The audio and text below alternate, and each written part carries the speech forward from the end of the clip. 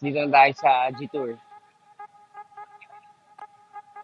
Ito guys, G700. Yan yung kakadating lang na bagong variant ng G-Tour. So, ito siya. Ito guys yung pwedeng mag-submerge sa ilalim ng tubig. Hindi man ilalim, pero mag-float siya guys. Pag dinaan siya sa dagat, ilog, na malalim na baha. So, 7-seater siya. So, interior niya. Tingnan natin interiors niya. So, dito, captain seats siya. 2-seater. Okay. Grabe, ganda. Tapos sa harap niya, guys. So, iba na. Hindi na siya kamukha ng T1 and T2. Iba na ang panel and instruments niya sa dashboard. So, ang ganda, guys. Buka, ma'am. Captain seat siya. Grabe, ang ganda sa loob, oh. So, ayan. Ito yung dashboard niya. Grabe, oh. Ang ganda. So, medyo iba siya sa T1 and T2. Controllers niya, medyo mas marami na dito, ha. Grabe, ibang-iba. Speaker niya, Lexicon. Siguro mas more high-end to sa T1 and T2. Grabe, ang ganda.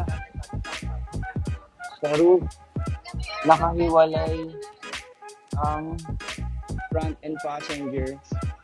So, speakers niya, iba na rin ang brand ng speaker niya, Lexicon.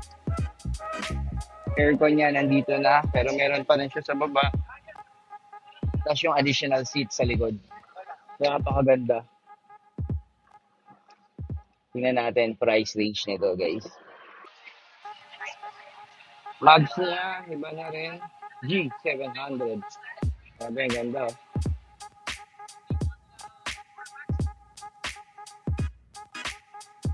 Sir, price range nitong G700.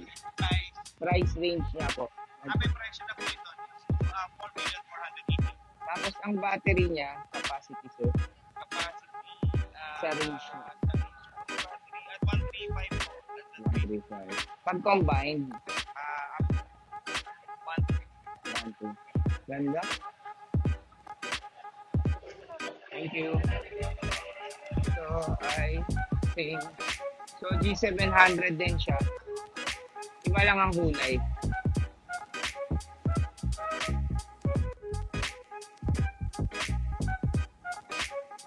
$4 million. Tingnan mo.